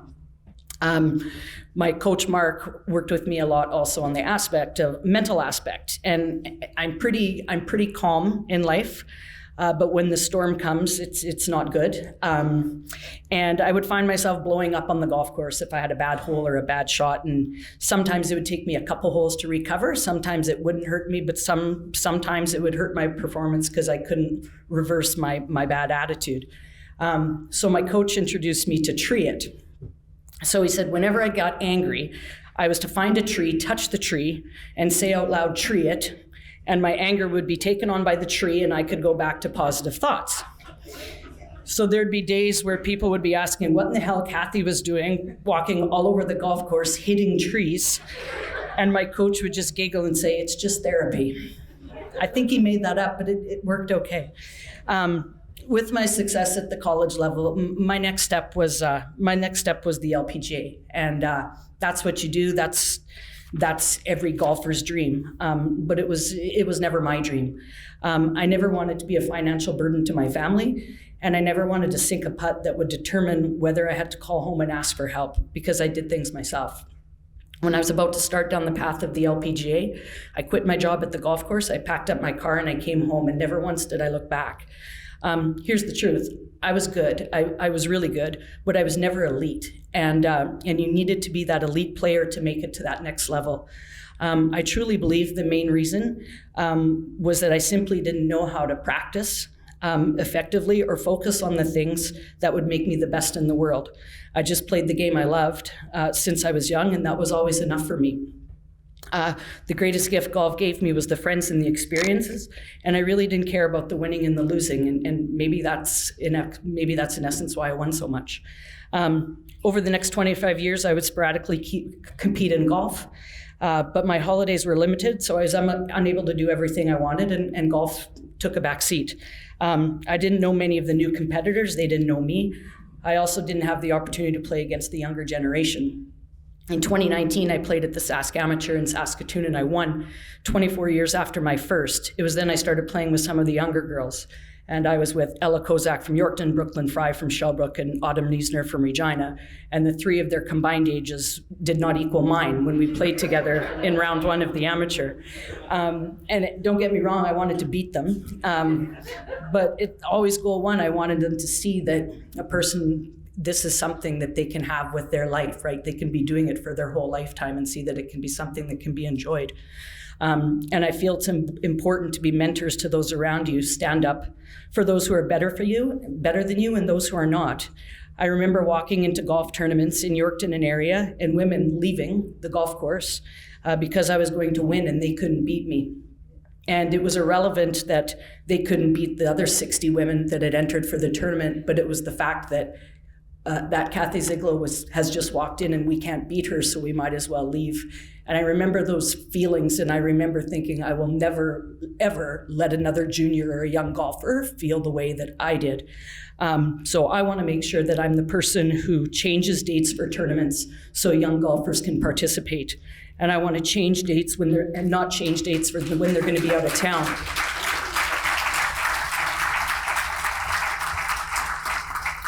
And I want to make sure that I'm the person who changes the age of a golf tournament so that people can participate, so the young girls can participate, not change dates so that the younger girls can't. Because that was what happened when I grew up. When I was 14, I went to play in the ladies' golf tournament, the age turned 16. And when I was 16, the age turned to 18. And when I was 18, the age miraculously turned to 19. And I said, I will never, ever let anybody feel this way again. Golf, unlike many team sports, it is a solitary endeavor. Every hole I play, every shot I make, every decision I reached, I did myself in the hopes of the best result. The number one golfer in the world spends 85% of his time losing. And when losing, we have to figure out how to keep challenging ourselves to keep going, not beat ourselves up, and find out how to solve the next challenge to have the best possible outcome. It's a sport that needs a person to be self-confident, on the borderline of cocky, have a creative mind, be patient, accept the uncontrollable, and always have perspective. I believe those things have carried over to my life, but some in this room may question the patience aspect. Simply put, when you're on a golf course for 5 hours, no one else can help you. You dig and you grind, or you fall and you fail. But although it is one of the most popular individual sports out there, you don't do it alone. I remember my grandma would come with me on the golf course, tilted visor, always half cocked on her head in a yellow pail. What golf balls do you like, Kathy? I like the ones with top flight, Grandma. And away she would go. She would pick golf balls on the golf course with her little bucket. For the most part, she stayed safe, but I would always worry about her in Waskesiu. I vividly recall when I was about to start a playoff for overall champion at Wascana, one of the private golf courses in Saskatchewan. It was kind of a big deal, and we're about to tee off, and somebody said, who? There's a lady walking down the golf course. And there was Grandma cruising across the thing. And thankfully, the lady I was competing against, that's just Kathy's grandma. Let's just let her go over to the side. To my mom and dad for their unwavering support, thank you. You never pushed me in any direction and let me do it my own self. I never felt any pressure to win. I never felt any dread when I picked up the phone to tell you that I was awful on the golf course. And I know from experience that not all kids around me had that same.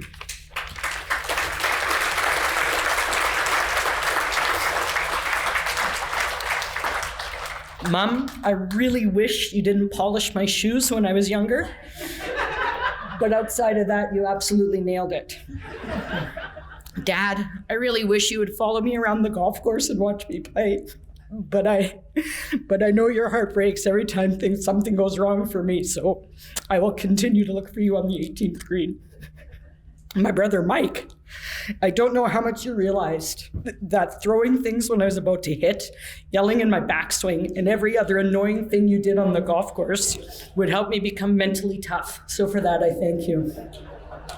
My friends, the amount of times you asked and continue to ask, how much do you win? How much did you win? How much do you win? It's just pickle dishes, guys, but thank you. I appreciate you guys asking me all the time. This year I turned 50 and I went to the Maritimes last week for the Canadian Senior Women's and I finished 14th. Patty caddied for me. Patty caddied for me, and although I was a little leery about how we would do, it was an amazing experience. Most of my competitive golf was done prior to meeting her, and I'm excited that she'll be able to help me compete. And yes, she did read a putt for me, definitely right to left. I saw the opposite. Now, I didn't do what she was told me to do, but she was right.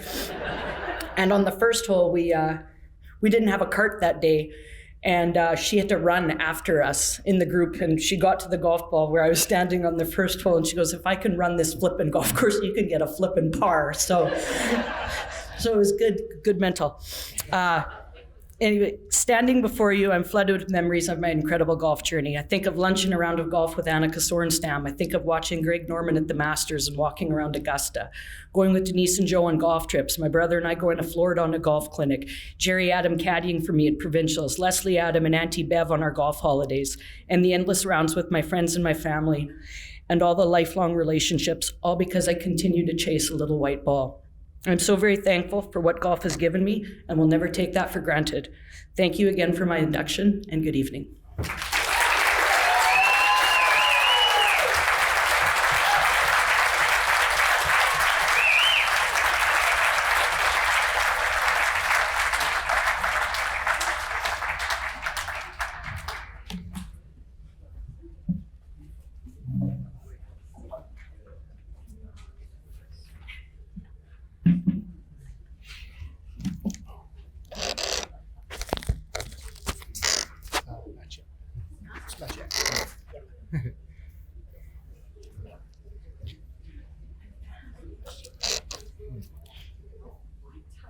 So winning the previous season's Saskatchewan Junior Hockey League's Canalta Cup Championship, but ultimately falling in that year's Western Canada Cup in Nanaimo, BC, the 2013-2014 Yorkton Terriers were ready to defend their league championship, but they had much higher goals in mind.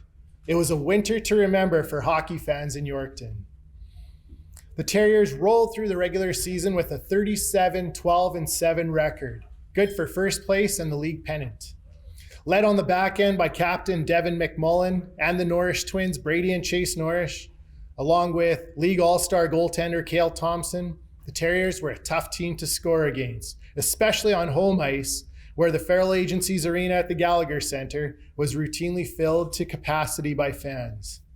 Up front, the team was led by players such as Taylor Thompson, Caleb Gervais, Tyler Geibel, and Dalen Gatsky, along with the mid-season trade acquisition in Brett Bain, who provided many highlight reel goals on his way to a 43-point season and 21 goals in only 27 games with the Terriers.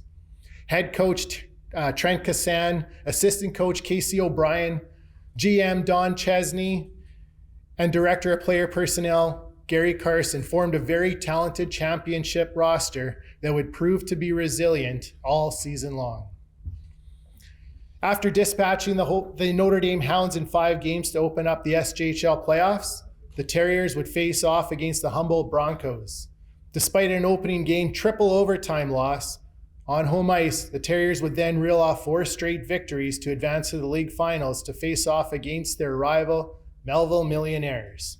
The Terriers swept the Millionaires in 4 straight games to win their 2nd consecutive league championship and their 6th overall. Heading to the Western Canada Cup in Dauphin, Manitoba, the Terriers would lose 2 of their first 3 games before winning a must-win game in order to qualify for the playoff round. The Terriers would defeat the host Dauphin Kings 5-4 to advance to the national championship in Vernon, BC. The Terriers would lose their first 2 games at the national championships against Toronto and Vernon, but rebounded with wins against Carleton Place and Dauphin.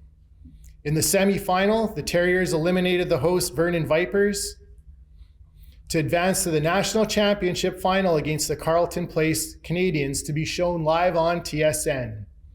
Carleton Place entered the championships trying to avenge their loss in the final game 1 year earlier, and they rolled through the winter with an incredible 54-win season in 62 games. The 2 teams would go into the 3rd period with Carleton Place holding a 3-1 lead, and as time ticked away, things looked bleak, especially after a late Terrier penalty.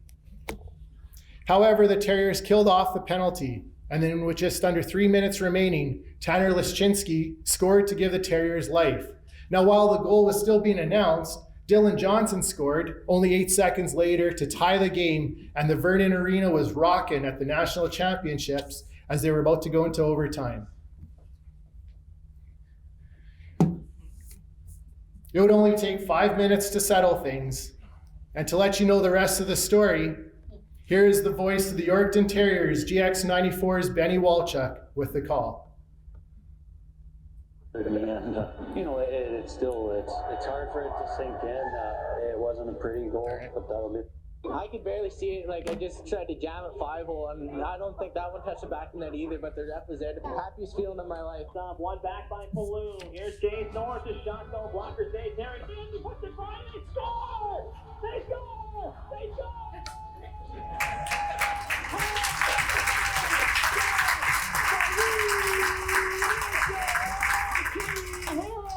Casey and Audrey basically clobbered me, and it's hard for it to sink in. It wasn't a pretty goal, but that'll be the nicest goal Derek Flynn ever scores. And when he talks about it in 10, 20 years time. Yorkton Terriers for the first time in team history are RBC Cup national champions. It means the world. It's been a great season for the Yorkton Terrier organization, and I couldn't ask for a better group of guys to work with. What does it mean to go on something like this? It means everything. It's awesome to do it with these guys and especially the 20-year-olds that we have. It's an awesome group. What's the biggest memory you're going to take? I think just the fact that, we never quit all year, and there was times when everybody wrote us off. I had people tell me today when we were down 3-1 with 4 minutes left, they jumped in the truck and drove uptown for an ice cream, and then they realized we won. So, it's unbelievable. Just very proud of all the guys, how well they've represented our organization. It's been a lot of hard work that's went into this, not just, from the players and the coaches, volunteers, fans, families. I'm just very proud to be associated with the Yorkton Terriers. I could barely see it. Nobody in Yorkton will ever forget where they were when Derek Falloon's goal lifted the Yorkton Terriers into the history books as they won their first ever national championship. Players and coaches from the team would move on to other levels of hockey, such as Taylor Thompson with the Orlando Solar Bears. Turner Ottenbright would win a Western Hockey League championship with the Seattle Thunderbirds and played with the Iowa Wild and is now in the KHL. Brady Norrish would spend time with the Texas Stars in the AHL, and head coach Trent Kassan, who is still the assistant coach with the Western Hockey League's Calgary Hitmen.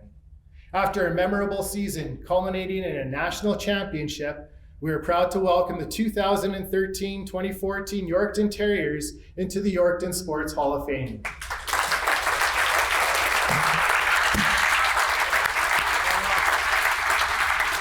So all the Yorkton Terrier organization players and coaches that are here, please come on up to the front.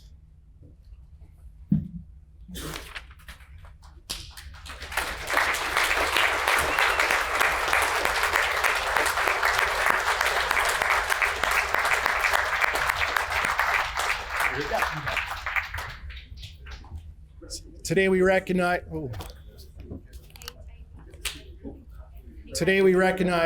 Caleb Gervais, Dalen Gatsky, Taylor Thompson. Representing Devin McMullen is his father Peter, Gary Carson, and GM Don Chesney.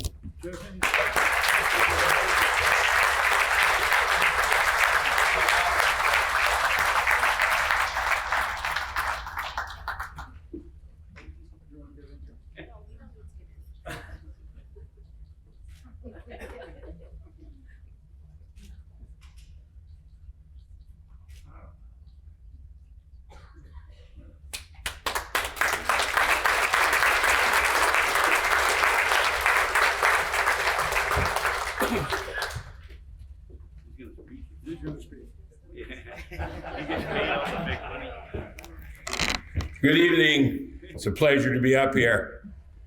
The last bit we had Kathy, pretty funny and actually pretty honest. We had quite a bit of emotion. I'm not as honest as most of you, as I'm a bit of a BSer though.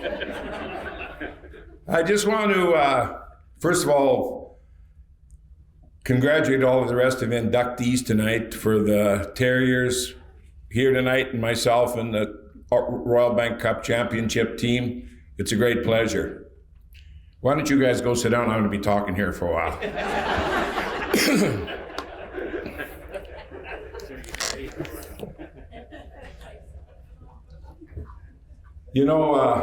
I got to start out with my wife. Is this still on? Did it die?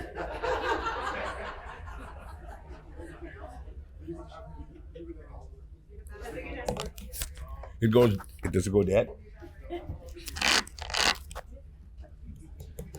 there a switch on it? I don't know if I hit the switch accidentally.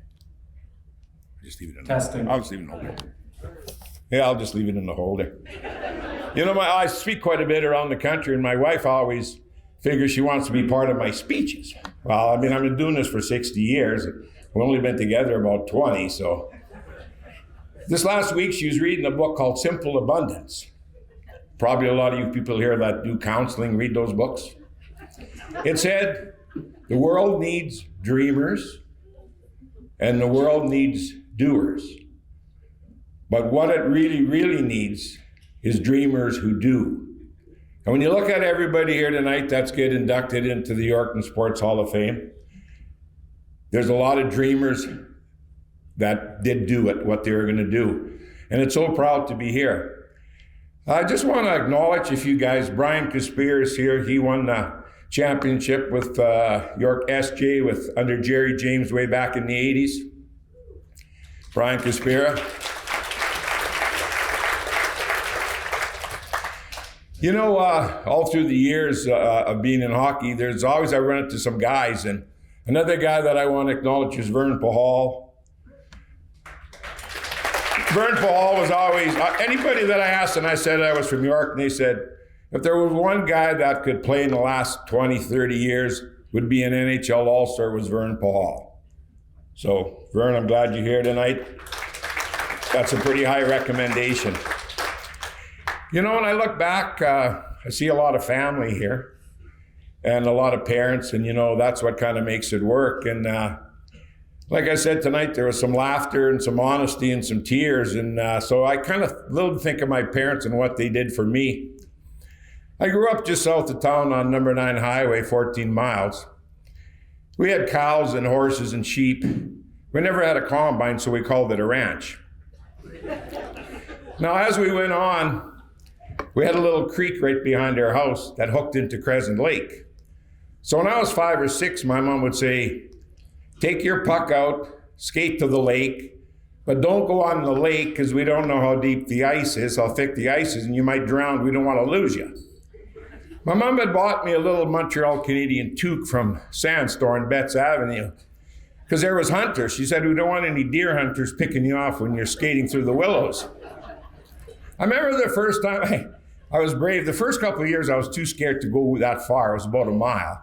But when I got about 7, I got a little braver, skated out there, and kind of went around right where the lake opened up.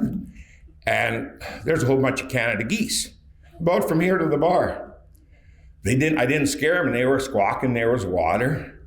So I said, maybe I can pick one of those buggers off for supper.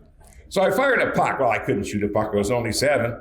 So the puck went, and when it hit the water, it went bloop, bloop, bloop, bloop. So then all of a sudden, the geese all flew up. So I said, oh boy, how thick is this ice underneath me? I better get heading for home. So I headed back home and didn't tell my mom. So time went on, and I was practicing out there. We had an old rickety barn, and my dad made a net for me on a fence post, and he lined it with chicken wire, painted it red. So I went out there, I said, Dad, that net looks kind of small. He said, well, I made it a foot smaller. So when you get playing in good hockey, you'll have way more net to shoot at, and you'll pick the corners. Anyway, a couple of years later, my mom and dad enrolled me in town in Yorkton here to play minor hockey. So I had the date circled on my calendar. I'm fired up to come in and play. But the evening before, a farm dealer brought a mixed mill out to the ranch. A Gale mixed mill. They were red and yellow. If any of you farmer guys had one, probably some guys from Salkits had a Gale. Anyway, my mom said, we won't be able to take you to your game tomorrow because we got to try this mixed mill out. If we buy it, we'll keep it. Now, a Gale mixed mill was really good. You put clover and oat through for the cows, and it worked out good. So my mom said, you got to hitchhike into town tomorrow for your first hockey game.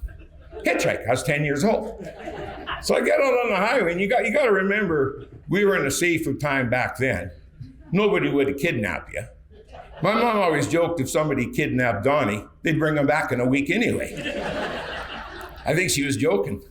Anyway, the next morning she says, you got to get up at 7:30. I'm going to have some porridge for you. Then you get out, you hitchhike into town, play the game at 10 o'clock. Then we'll give you a quarter. You can have a pop. And Then you got to walk up to 195 Fifth Avenue North. That's where my grandma Buckle lived. I had everything cased. That was no problem. So I'd walk into the rink. I'd find my dressing room. But I never had a hockey bag. You know, all the guys had little duffel bags, canvas bags, like with the Maple Leaf, Montreal Canadiens. Some guys had Boston Bruins on. My dad gave me an onion bag, a green onion bag. He said it was way better than a duffel bag because your equipment got to air out. I didn't know. I put the onion bag and I headed into Yorkton. That wasn't the only sticker. I had another problem that day. Over the summer, my feet grew, and by fall time, my little hockey skates, I couldn't get them on. But my aunt lived in Yorkton, and she had a pair of girl skates.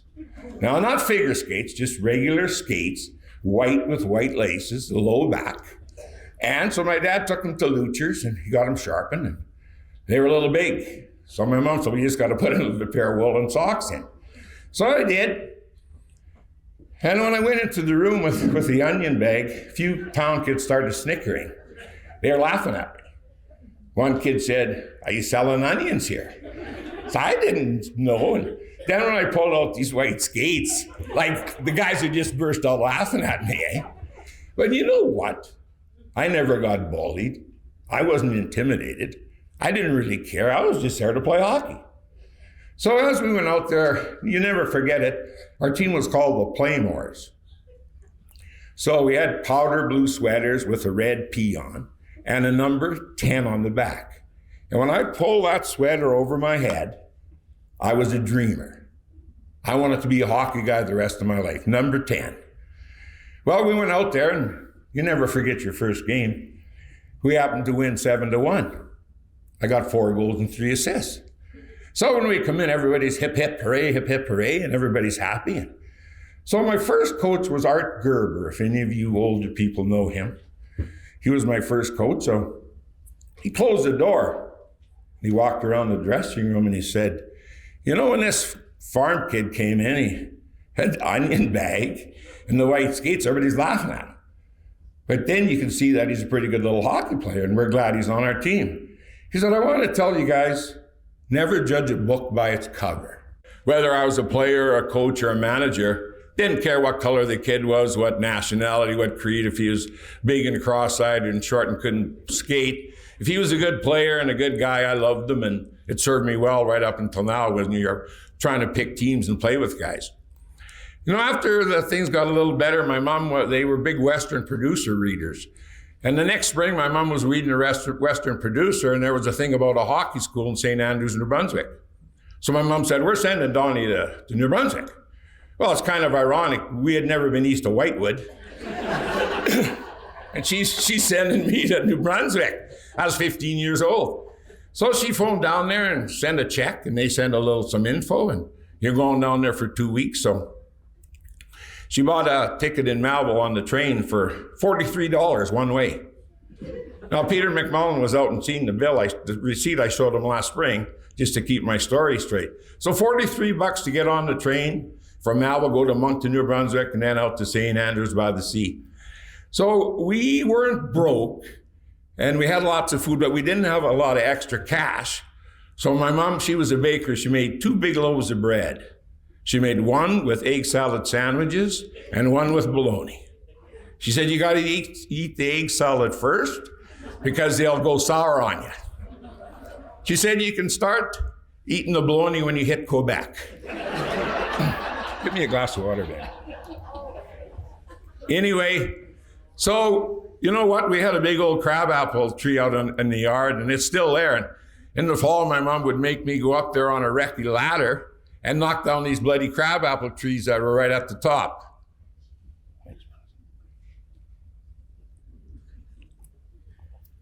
She said the best crab apples are at the top because they got all the vitamin C in. So along with the 2 loaves of homemade sandwiches, she sent me 6 2-quart sealers of crabapple fruit. She said you get the fruit juice, you get the crab apples, and then you use the sealer rings for your shin pads. This is a true story, don't be laughing. Anyway, that was a highlight. She said, and you bring those sealer's back. So as soon as I used them, I threw them in the garbage. So then we come back, she says, where's the bloody sealers?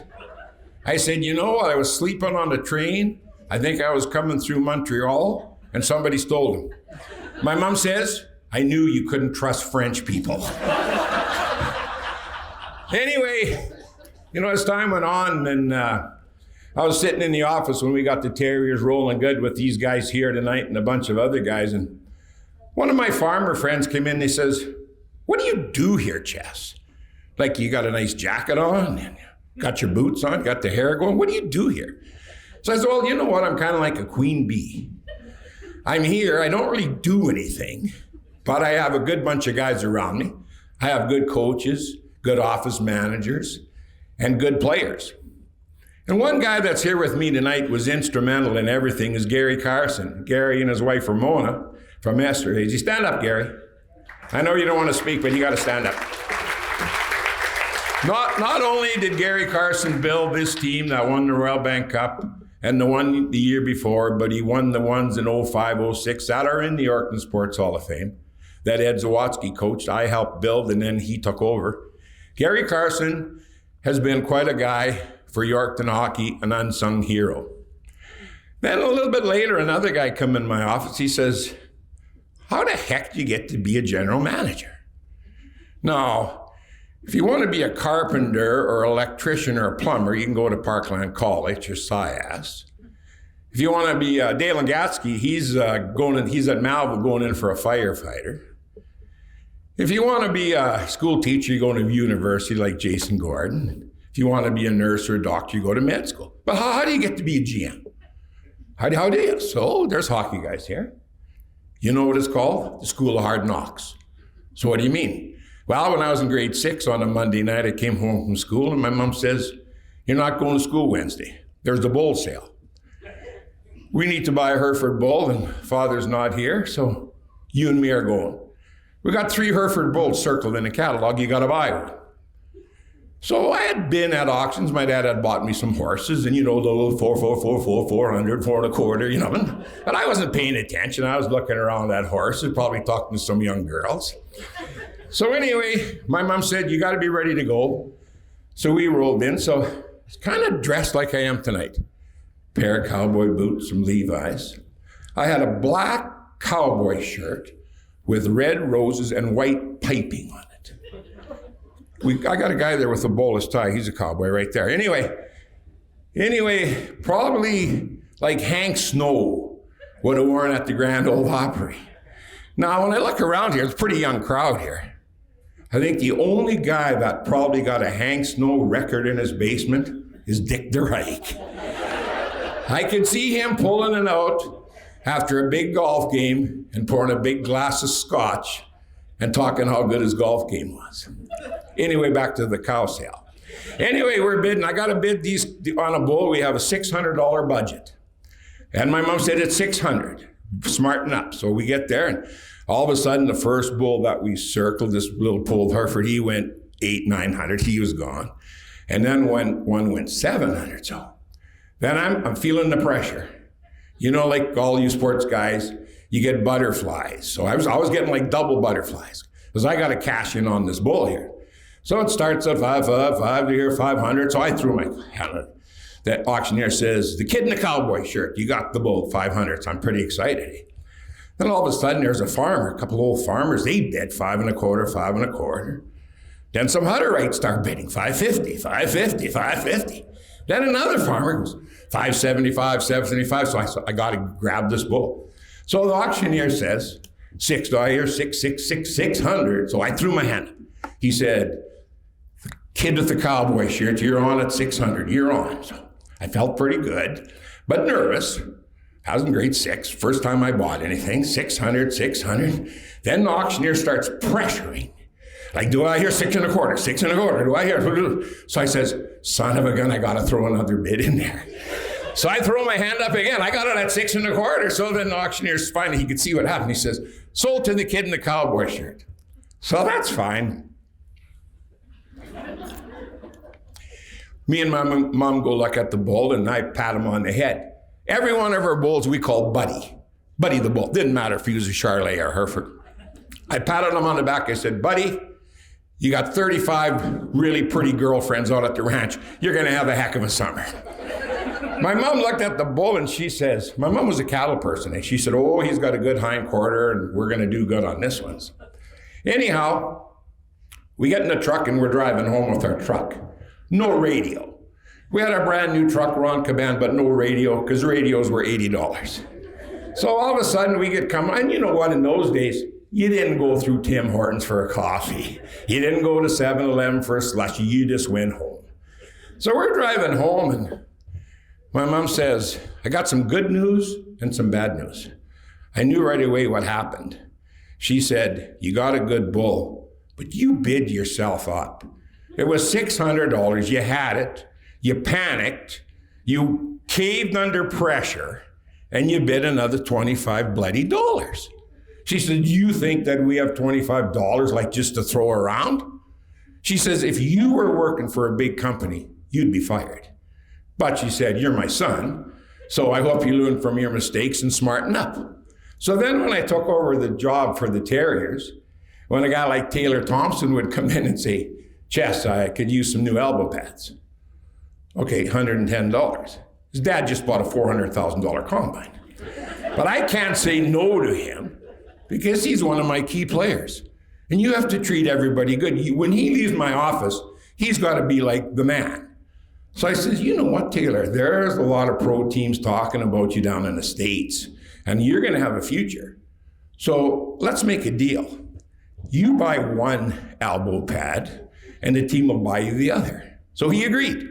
Good kid, Taylor Thompson. He's got a little baby there tonight. So then, as he's walking out, I always like Taylor Thompson. I says, come back, Taylor. I says, I'll tell you what. I'll give you the $75 cash. You pocket it. You tell your mom and dad that Chess wouldn't give you any money. And they'll buy you this pad. So it worked out good. Everybody's happy. So as we went on, it worked out good. And being the Queen Bee was a lot of fun. And when we got to Dauphin and we won the Western Canada Cup, and we were going to Vernon, after we won, we ended up at the Jelly Bean Roadhouse, and we're going to have some chicken wings and have some beers. So that's fine. And Dr. Root was our doctor. He told Derek Falloon, he says, you can't have even one beer because you've had a lot of concussions, and if you get a hangover, you won't be able to help the team in Vernon. So that was fine. We got to the Roadhouse, and about 5 o'clock in the morning, I'm trying to get in my Mustang convertible. I can't get the keys in the ignition. No, it wasn't a key fob. It's a 211. Gord Pritchard was our lawyer, and he says, Chess, you can't drive. Derek Falloon's going to drive you back to the hotel. So now listen to this story. I says to Derek Falloon, how many beers did you sneak? Oh, he says, none, Chess. He says, Dr. Root said if I had one beer, I might hurt the team and won't be able to help you guys in Vernon. So I kind of felt bad for the kid. I mean, I would have snuck a couple beers. There's no way I would have not had one or two. I don't care what the doctor said. Anyway, I says to him, you know what, kid?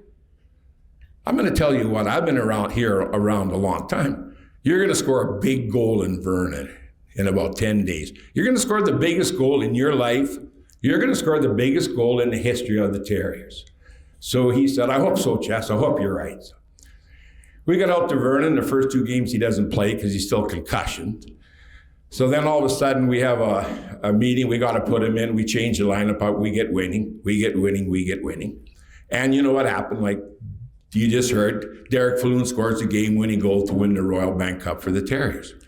Now, I know a lot of you people are going to say, did Don Chesney really know that Derek Falloon was going to score the game-winning goal 10 days ago? Well, I'm just going to tell you this. If the Queen Bee doesn't know what's going on in her hive, she ain't going to get no honey, and she damn sure ain't going to win any Royal Bank Cups. I want to thank my wife for being here with me tonight. Hope everybody has a safe ride home, and God bless you all.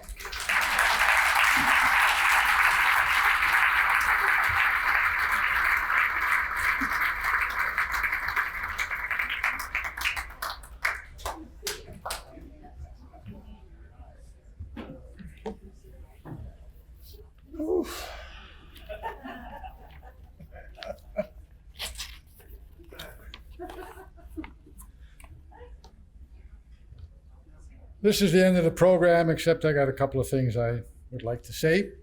I want to congratulate all the recipients, all the inductees. I would remind the Lions Club Award winners to maybe get together up here right afterwards, so with the Lions Club people, so we can take some pictures. I also want to put in a good word for the Lions Club. They have been extremely cooperative with us to sponsor this award.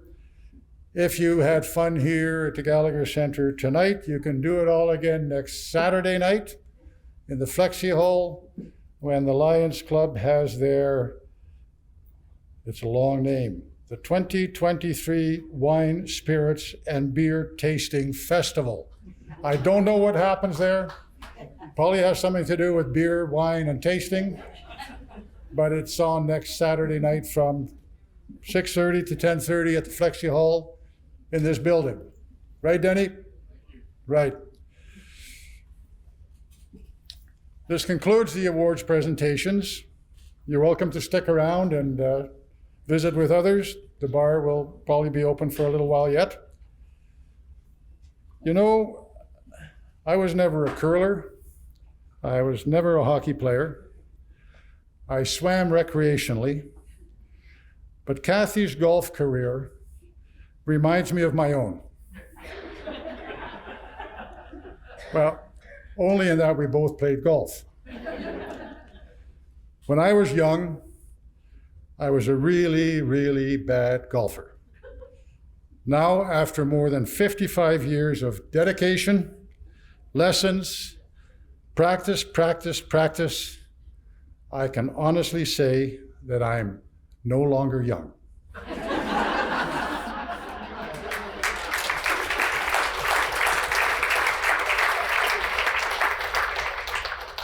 Thank you, good night, and safe travels wherever you go from here.